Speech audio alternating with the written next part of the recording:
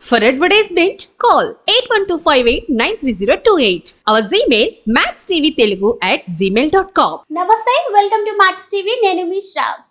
ఈ రోజు మనతో పాటు ఉన్నారు ప్రముఖ జ్యోతిష్య వాస్తు పండితులు నానాజీ పట్నాయక్ గారు. నమస్కారం గురూజీ. శ్రీమాత్రే నమః.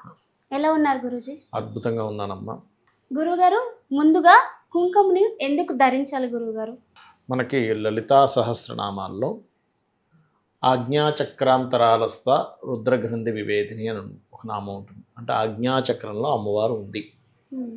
అదేవిధంగా ఈ చక్రాలు మనకి 6 చక్రాలు ఉంటాయి. ఈ 6 చక్రాల్లో కూడా ఇక్కడ ఎరుపు రంగును ఎప్పుడైతే మనం ధరిస్తామో, ప్రత్యేకంగా కుంకుమ ఎప్పుడైతే ధరిస్తామో దానికి సంకేతం ఏమిటంటే అమ్మవారికి మనం మర్యాద ఇచ్చినట్టుగా ఒకటి. రెండవది, ఇక్కడ ఎప్పుడైతే ప్రెస్ అవుతుంటుందో రోజుకి చక్ర యాక్టివేషన్ జరిగేటువంటి ప్రాసెస్ అనేది మీకు ఏదో ఒక రోజు అది ఒక యాక్టివేషన్లోకి వెళ్తుంది. చక్రాస్ ఎందుకు యాక్టివేషన్ అవ్వాలి? ఇప్పుడు బొట్టు పెట్టుకోవడం అనేటువంటిది జరిగిందనుకోండి, దీనివల్ల చాలా రకాల లాభాలు ఉంటాయి. ఒకటి, అనారోగ్య సమస్యలు తగ్గడానికి చాలా మటుకు తోడ్పడుతుంది. ఇది షట్చక్రాలు కానీ, అదేవిధంగా లోపల ఉండేటువంటి మనకి బయట ఉండేటువంటి ఆరా కానివ్వండి, వీటన్నిటితోనే మనకి గ్రహాల యొక్క కర్మల యొక్క సంబంధం అనేటువంటిది ఏర్పడుతుంది.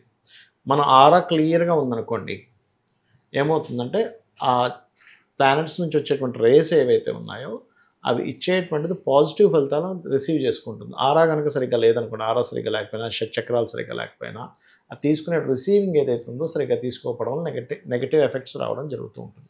అది మెయిన్గా మనకి ఒక్కొక్క చక్రము భేదించుకుంటూ గనక, అంటే ఒక్కొక్క చక్రం కనుక క్లియర్ అవుతూ వెళ్తూ ఉందంటే మనకి వచ్చే అనారోగ్యాలు కానివ్వండి, మనకి ఉండేటువంటి అదృష్టం కానివ్వండి, కర్మ కానివ్వండి, ఇవన్నీ కూడా క్లియర్ అవుతూ ఉంటేనే మనం వాటి నుంచి బయటపడగలుగుతాం. ముఖ్యంగా ఇప్పుడు చూడండి, అంటే మీరు అనొచ్చు, ఏమంటే షట్చక్రాలు ఉన్నాయి కదా, ఇక్కడ పెట్టుకోవచ్చు కదా, ఇక్కడ పెట్టుకోవచ్చు కదా, ఇక్కడే ఎందుకు పెడుతున్నాం బొట్టు అని. ఇక్కడ కూడా పెట్టుకునే వాళ్ళు ఉంటారు కొంతమంది. ఇప్పుడు మీరు ఒక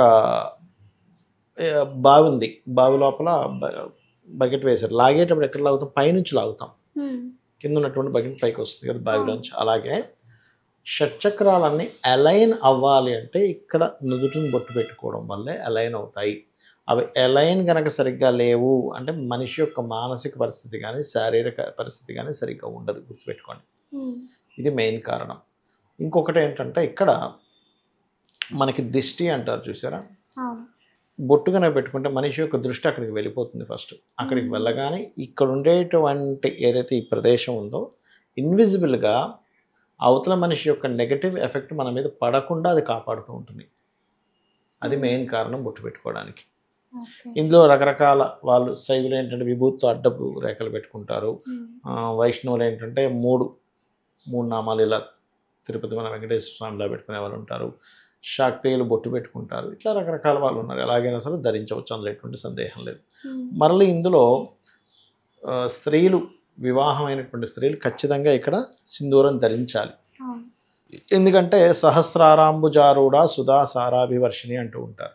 అంటే అమ్మవారు సహస్రారంలో కూర్చొని సుధాసార వర్షాన్ని కురిపిస్తూ ఉంది. అలా సో ఇక్కడ ఏంటి, ఇక్కడ ఉండేటువంటి అమ్మవారికి మర్యాద, అంటే ఆవిడని మనం గౌరవిస్తున్నటువంటి భావన ఒకటి. మనకి తెలియకుండానే చక్రాలు యాక్టివేషన్ అవ్వడానికి ఒకటి కారణము. బయట ఉండేటువంటి నెగిటివ్ ఎనర్జీ మన దగ్గరికి రాకుండా ఉండడానికి ఇలా అనేకమైనటువంటి కారణాలను దృష్టిలో పెట్టుకొని మనకి మహర్షులు అందించారు. ఇది శాస్త్రంలోని, వేదంలో ఉన్నటువంటి అంశమే. ఎవరో చాలామంది ఏమంటుంటారంటే మధ్యలో వచ్చాయి ఇవన్నీ, ఇంతకుముందు పెళ్ళి ఉండేది కాదు, వివాహం అనేది ఉండేది కాదు, మధ్యలో వచ్చింది అంటారు. మధ్యలో ఎక్కడి నుంచి వచ్చిందమ్మా? కొన్ని వేల లక్షల సంవత్సరాల క్రితమే రాముడు సీతాదేవి పెళ్లి చేసుకున్నట్టు స్వయంవరం అవన్నీ మనం చూస్తూనే ఉన్నాం. లలితాసహస్రనామాల్లో కూడా కామేశబద్ధ మాంగళ్య సూత్ర శోభిత కందరాయ నమః అని ఉంటుంది. అంటే ఏంటి, కామేశ్వరుడు మాంగళ్యం ధారణ చేశాడు పార్వతీదేవికి అని. అంటే ఇది ఎప్పుడు కొన్ని లక్షల సంవత్సరాల క్రితం ఉన్నటువంటి వాటిలో ఇవన్నీ కూడా లలితాసహస్రనామాలు ఇవన్నీ కూడా కదా. అంటే ఏమిటి, ఇవన్నీ ఈ మధ్యలో పుట్టినటువంటివి కావు. ఈ కట్టు బొట్టు, ఈ వివాహ విషయాలు ఇవన్నీ కూడా ఎప్పటి నుంచో ఉన్నటువంటివి. తెలియక ఏంటంటే 2000 సంవత్సరాల నుంచి మనిషి పుట్టాడు అనుకొని అక్కడి నుంచి ఇవేవో కొత్తగా వచ్చాయని అనుకుంటారు చాలామంది, తెలియక. అది కారణం. గురుగారు, శుక్రవారం రోజు అమ్మవారిని ఇంట్లో సులభంగా ఎలా పూజ చేసుకోవాలి గురుగారు? సులభంగాను కష్టంగాను అనేటువంటిది ఉండదమ్మా, ఒకటి గుర్తుపెట్టుకోండి. అసలు శుక్రవారం పూట ఎందుకు చేయాలి? అమ్మవారికి సంబంధించినటువంటి విషయంలో అని చెప్పి చూసుకున్నట్లయితే శుక్రగ్రహానికి శుక్రుడికి సంబంధం ఉంటుంది. ఎందుకు అంటే అమ్మవారు ఎప్పుడూ కూడా చాలామంది చూడండి తన కడగంటి చూపు పడితే చాలు అంటూ ఉంటాం. శుక్రుడు దృష్టికి కారకుడు. శుక్రవారం అమ్మవారి యొక్క దృష్టి ప్రసరితమయ్యేటువంటి వాటిలో అధికంగా ప్రసరితం అవుతుంది అంటూ ఉంటారు శాస్త్రాల్లో. ఎందుకు? న్యాచురల్గా కూడా మనకి జ్యోతిష్ శాస్త్రంలో 2వ స్థానానికి శుక్రుడు కారకుడు. మొదటి స్థానానికి కుజుడు అయితే 2వ స్థానానికి శుక్రుడు, 3వ స్థానానికి బుధుడు, 3, 6 స్థానాలకు బుధుడు, 4వ స్థానానికి చంద్రుడు, అంటే మాతృస్థానం అంటారు, అందుకే చంద్రుడు కారకుడు, 5కు రవి, ఇట్లా ఉంటాయన్నమాట. న్యాచురల్గా ఉంటాయి అవి. ఆ రోజు ఎవరైనా కానీ శుక్రవారాలు కావచ్చు, కొన్ని మనకి దేవీ భాగవతంలో చెప్పబడింది కొన్ని తిథులు కొన్ని వారాలు. అయితే శుక్రవారం పూట ఎప్పుడైనా సరే ఏదైనా స్త్రీ అమ్మవారిని కనుక పూజించాలి అంటే మొట్టమొదటిగా శాస్త్రంలో చెప్పినటువంటిది ఆ స్త్రీమూర్తి ఎవరైతే ఉంటారో చక్కగా అలంకరించుకోవాలట. ఎలా అయితే శివుని యొక్క పూజ చేసేటప్పుడు నువ్వు ముందు శివుడిగా మారు అంటారు. అంటే నిరాడంబరంగా నువ్వు ఎలా అయితే మారిపోవాలి శివుణ్ణి పూజించడానికి, అదేవిధంగా అమ్మవారిని పూజించడానికి కూడా చక్కగా అలంకరణ చేసుకోవాలి. ఉన్న నగలతో ఉన్న చీరతో చక్కగా చేసుకొని, అయితే ఇది శుక్రవారాలు చేసే పూజకేమో ఉదయం కానీ సాయంత్రం కానీ చేస్తారు. ఎప్పుడైనా అమ్మవారిని అష్టమి రోజు కనుక ఎవరైనా పూజించినట్లయితే మిట్ట మధ్యాహ్నం చేయమని చెప్తుంది శాస్త్రం. మధ్యాహ్నం పూట చేయాలి ఇది అష్టమి రోజు అయితే. ఎందుకంటే అష్టమి, నవమి, చతుర్దశి చాలా మంచి తిథులుగా చెప్పారు. అమావాస్య, పౌర్ణమి కూడా ఉందిలేండి, దాని గురించి ఇంకోసారి చెప్తాను. అయితే శుక్రవారం పూట ప్రత్యేకంగా మీరు ఎప్పుడైనా ఏదైనా పూజ చేసినప్పుడు ముఖ్యంగా మీ చుట్టూ ఉన్నటువంటి మిగతా స్త్రీమూర్తుల్ని పిలిచి వాయనం ఇవ్వడం అనేటువంటిది చేయాలి. ఎందుకంటే వాయనంలో మీరు గమనించండి, ఆకు ఉంటుంది, తమలపాకులు ఉంటాయి, ఒక్క ఉంటుంది, అరటిపండు ఉంటుంది, ఇక కొంతమంది జాకెట్ పీస్ ఇస్తారు, ఇట్లా ఉంటాయి కదా. ముఖ్యంగా ఈ ఆకు తమలపాకులో పెట్టి ఎప్పుడైతే ఒక్కతో పెట్టి ఇస్తారో మీరు, దీనివల్ల కలిగేటువంటి ఫలితం ఏమిటి అంటే అప్పుల బాధలు, రుణ బాధలు తీరుతాయి. ఒకప్పుడు చూడండి ఈ యొక్క ఇది ఒకప్పుడు మన చిన్నప్పుడు, మరి మీరంటే చాలా చిన్న ఏజ్ చెప్తున్నా, చిన్నప్పుడు చాలా జరిగేవి, ఇప్పుడు చాలా తగ్గిపోయింది. వాయనం ఇవ్వడం కానీ వాళ్ళని పిలవడం కానీ చాలా తగ్గిపోయింది. అంటే ఇది ఎక్కడెక్కడో చేస్తున్నారు, చేయట్లేదని కాదు. ఈ ఆకు ఏదైతే తమలపాకు ఉందో దీనికి బుధుడు కారకుడు అమ్మా, ఆ ఒక్కకి కుజుడు కారకుడు. ఆకు ఒక్క ఇవ్వడం వల్ల ఏమవుతుందంటే క్యాలిక్యులేషన్ సరిగ్గా చేయగలుగుతారు. ఇంట్లో సాంసారికమైనటువంటి విషయాలు కావచ్చు, లేకపోతే ఇంట్లో ధన సంబంధించిన విషయాలు కావచ్చు, నడిపేటువంటి విషయంలో సరైన క్యాలిక్యులేషన్ వస్తుంది. దాన్ని అరటిపళ్ళు పెట్టి అరటిపళ్ళు గురువు కారకుడు అనమాట, పెట్టివ్వడం ద్వారా.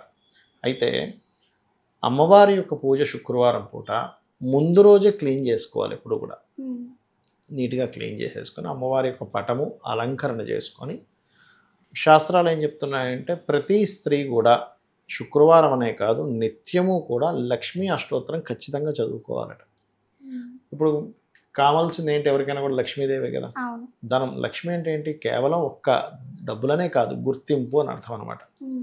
శుక్రవారం పూట కనుక ఎవరైతే లలితా అమ్మవారి పూజ కానీ లక్ష్మీదేవి యొక్క పూజ కానీ చేస్తే వాళ్ళ లైఫ్లో గుర్తింపు అనేటువంటిది వస్తుంది. గుర్తుపెట్టుకోండి, అది ఎనీ ప్రొఫెషన్. ఇప్పుడు మీరున్న యాంకరింగ్లో గుర్తింపు, ఆస్ట్రాలజీలో గుర్తింపు, ఇంకో కెమెరామ్యాన్ ఉంటే కెమెరా పరంగా, ఫుడ్ ఉంటే ఫుడ్ రిలేటెడ్ పరంగా బాగుంది ఫుడ్ అక్కడనో గుర్తింపు వస్తుంది. ఏ వర్క్ అయితే వాళ్ళకి సంబంధించిన వర్క్లో గుర్తింపు తేయడానికి లక్ష్మీదేవి మెయిన్గా, పుట్టే డబ్బులు కనుక కదా, ఆ గుర్తింపు వల్ల డబ్బులు వస్తాయి, ధనం వస్తుంది. ఓకే, అయితే మీరు అలంకరణ చేసి అక్కడ కూర్చొని లక్ష్మీ అష్టోత్తరాలు లేదా విష్ణు మన లలితా అమ్మవారి యొక్క స్తోత్రాలు, వీటికంటే ముందు మీరు ఏ పూజ చేసేటప్పుడైనా సరే చేయవలసింది ఏంటంటే గణపతి యొక్క స్తోత్ర పఠనం చేయాలి. అదేవిధంగా పాయసాన్న ప్రియ అంటారు అమ్మవారిని. మీరు లైఫ్లో అసలు ఎప్పుడు బాధేనండి, నాకు బాధ తప్పితే ఇంకోటి లేదు అనుకునేవారు పాయసాన్ని కనుక అమ్మవారికి కనుక నైవేద్యం పెట్టినట్లయితే వాళ్ళలో తీపి అనేటువంటిది పెరుగుతుంది, స్వీట్నెస్ అనేటువంటిది పెరుగుతుంది. గుర్తుపెట్టుకోండి. అలా కాదండి నాకు గురుబలం లేదు అని అనుకునేటువంటి వారు పసుపుతో తయారు చేసిన అన్నము అంటే పులిహోర లాంటిది కూడా పెట్టవచ్చు. అలా కాదు, మరి కొంతమందికి రోగాలు ఉంటాయి, ఎక్కువగా బాగా హెల్త్ ఇష్యూస్ ఉన్నాయి, ఇంట్లో ఎప్పుడు ఏదో ఒక హెల్త్ ఇష్యూ ఉందండి అని అనుకునేటువంటి వారు గూడాన్న ప్రియ అనేటువంటి నామం ఉంది అమ్మవారికి. అంటే బెల్లముతో తయారు చేసినటువంటి అన్నాన్ని కనుక పెట్టినట్లయితే వాళ్ళ జన్మజాతకంలో శని ప్రభావం వల్ల ఎక్కువ రోగాలు వస్తుంటాయి. చాలామందికి శని ప్రభావం, 6వ అధిపతి 5వ అధిపతి ఇమ్యూనిటీ కారకుడు పాడవడము, చతుర్థాధిపతి ఎక్కువగా ఇది అవ్వడం అవునప్పుడు ఏమవుతుందంటే శని యొక్క ప్రభావం వల్ల వాళ్ళకి దీర్ఘరోగాలు వస్తుంటాయి. ఇంట్లో ఎవరికి ఎప్పుడో ఏదో ఒక హెల్త్ ఇష్యూ ఉంటుంటుంది. అలాంటప్పుడు అమ్మవారి యొక్క పూజ చేసి శుక్రవారం నాడు బెల్లంతో తయారు చేసినటువంటి పదార్థాన్ని అమ్మవారికి నైవేద్యంగా పెట్టి, ఆదివారం నాడు సగ్గుబియ్యంతో తయారు చేసిన పదార్థాన్ని సూర్యభగవానుడికి నైవేద్యం పెట్టాలి. అప్పుడు ఇంట్లో ఉండేటువంటి రోగాలు తగ్గుతాయి. అదేవిధంగా ఇంట్లో ఎవరికైతే హెల్త్ ఇష్యూ ఉందో వాళ్ళని కొంచెం సూర్య నమస్కారాలు చేసుకోమని చెప్పాలి. ఈ రకంగా చేసుకొని ఉదయం అయితే ఉదయం, సాయంత్రం అయితే సాయంత్రం చక్కగా చేసుకొని పంచోపచారాలు, ధూపం, దీపం, నైవేద్యం ఇవన్నీ అలాగో చేస్తాం. ఇవి చేసుకున్నట్లయితే సరిపోతుంది. చాలా బాగా చెప్పారు గురుగారు, ధన్యవాదాలు. శ్రీమాత్రే నమః.